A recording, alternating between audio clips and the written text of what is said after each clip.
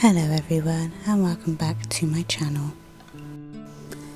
Today I'm going to be using this toggle clasp that we got in our Darling Bead box as a feature. I'm going to be using lots of other things that we got in our Darling Bead box. Everything that I use will be listed in the description box below.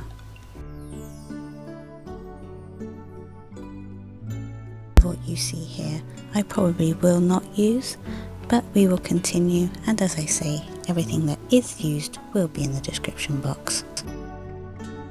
I got the bead board out because we are going to be using the entire outer edge of this. This is a total of 34 inches.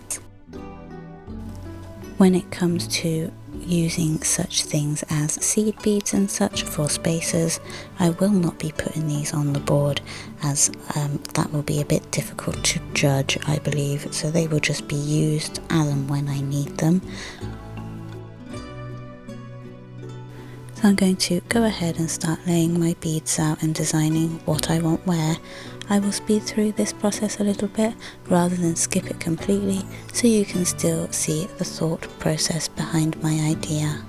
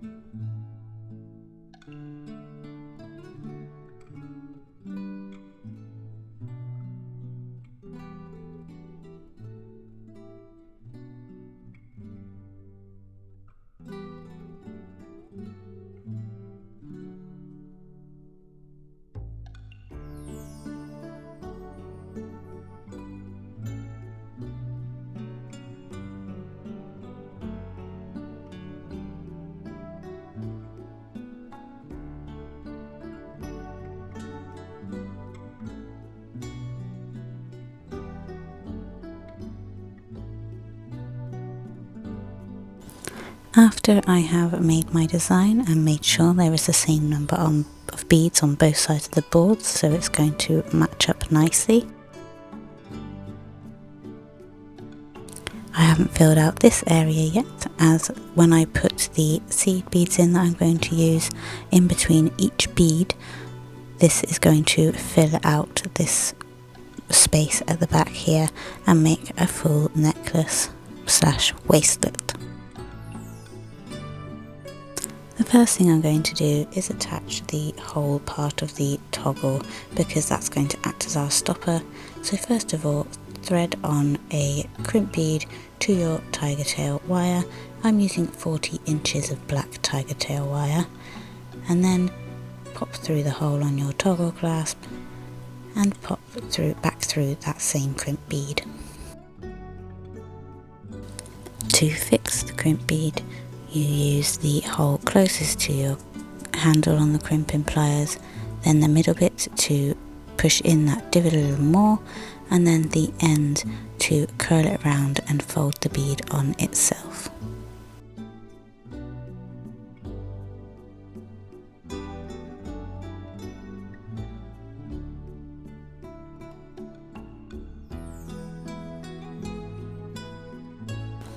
Now we have that attached, we can go ahead and start threading on the beads we have laid out. I'm going to start from this end and work all the way around. I'm going to start out with these size 8 seed beads, just because I feel like that would look a bit nicer than starting straight in a bead. I'm just going to use 5 of these to begin with.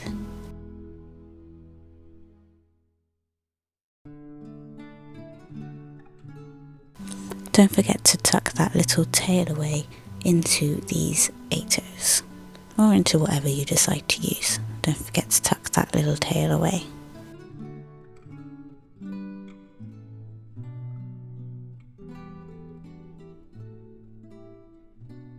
And now to begin threading.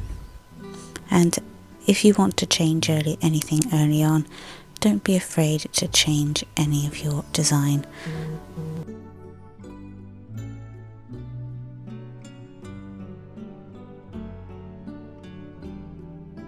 Here I forgot to add my seed bead, so I'm just going to take the leaf off and add that seed bead, because I really want a seed bead in between each bead. I'm going to be using these 8s for that as well, because they really are a beautiful colour that goes with the rest of the palette.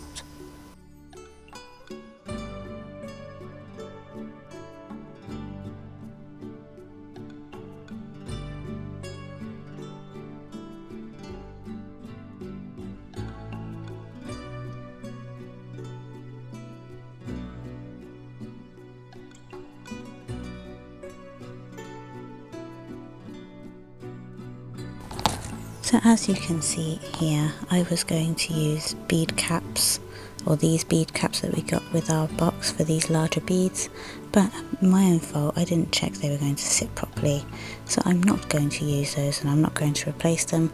I'm just going to continue with my seed bead in between each bead.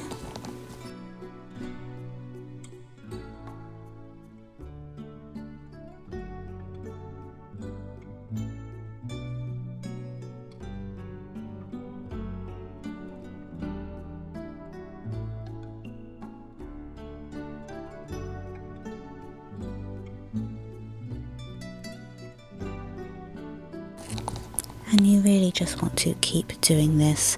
I wanted to record a little bit and speed it up to show you, but you just carry on around. I've come back to show you I've gone mostly the way around, and I'm just wanting to show you the proof that it will fill out at the back if you do decide to use seed beads in between each bead like I did.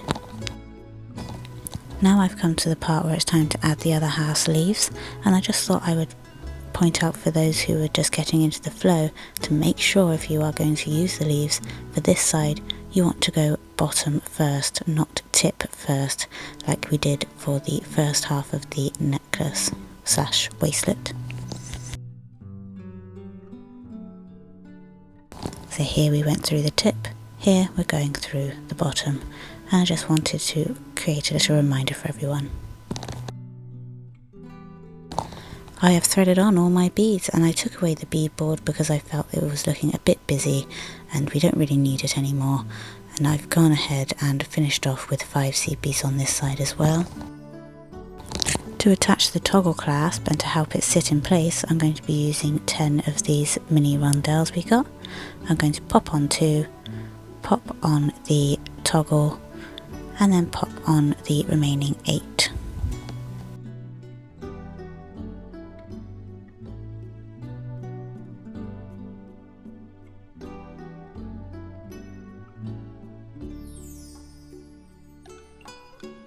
And I'll just give your strand a firm grasp and pop the toggle through to make sure everything is sitting exactly where you'd like it to sit.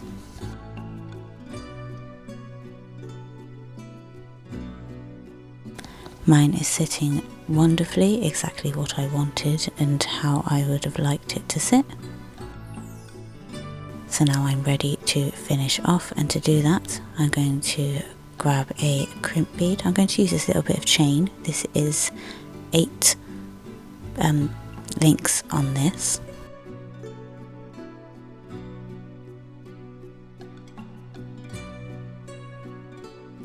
First things first, I want you to grab your crimp bead, pop on the crimp bead, pop on your piece of 8-link chain, and then pop the wire back through the crimp bead and through a few other beads behind that, pulling it nice and firm, but still with plenty of movement in this.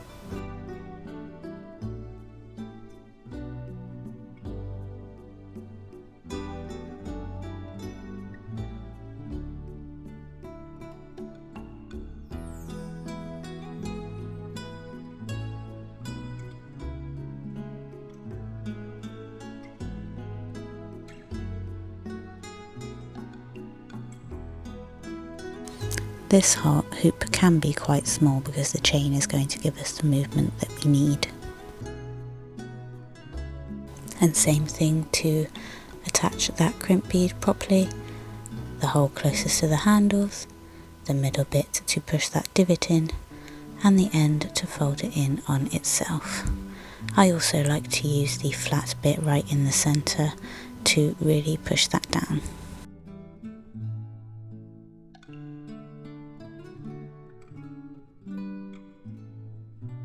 And trim that tail off nice and close, but carefully, because you don't want to cut the main wire.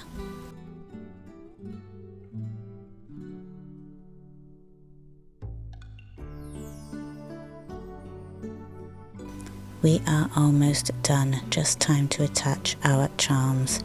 I have made a bunch of charms here to make it a bit quicker, and I'm going to make just one with you. I used these gold headpins as I didn't have any bronze ones, but with all the gold shimmer in there anyway, I really don't feel like you're going to notice, or didn't feel like you're going to notice, and when I made it, you will see that you really don't notice that gold headpins were used instead of bronze. Bend your wire at the top there, leave 1 centimetre for your loop and cut off the rest, and use either your round no pliers or your loop makers to just make a nice little loop at the top. Lovely, simple and beautiful charms.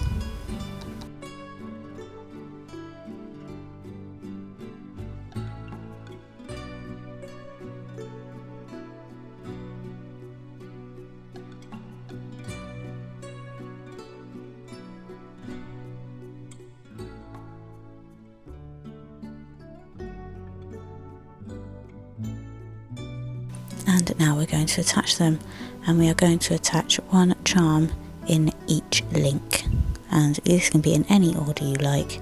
I'm going to start with my green bicone and just work along, and then I'm going to copy the pattern again. So open the loop, attach to the link on the chain and close that up, and do this for all of your charms.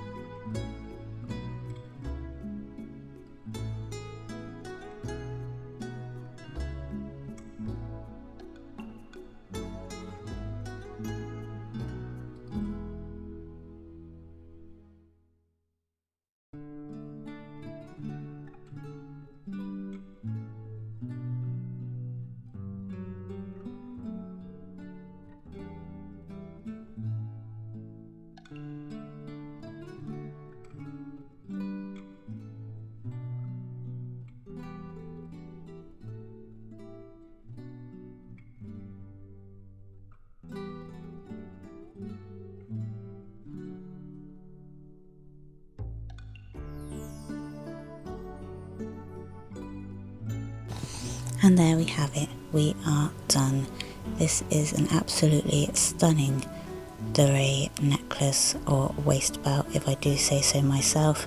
I will leave a picture around here somewhere to show you, because it's really hard to show you because of how long it is, but it really is beautiful, and I cannot wait to wear it with pride. I hope you liked this video, I hope it was helpful for someone, and I hope you will come back for more tutorials. Let me pop a picture up here for you. This really is a stunning double wear chain. I really hope I've inspired someone to make something similar or anything different. Take care. Bye bye now.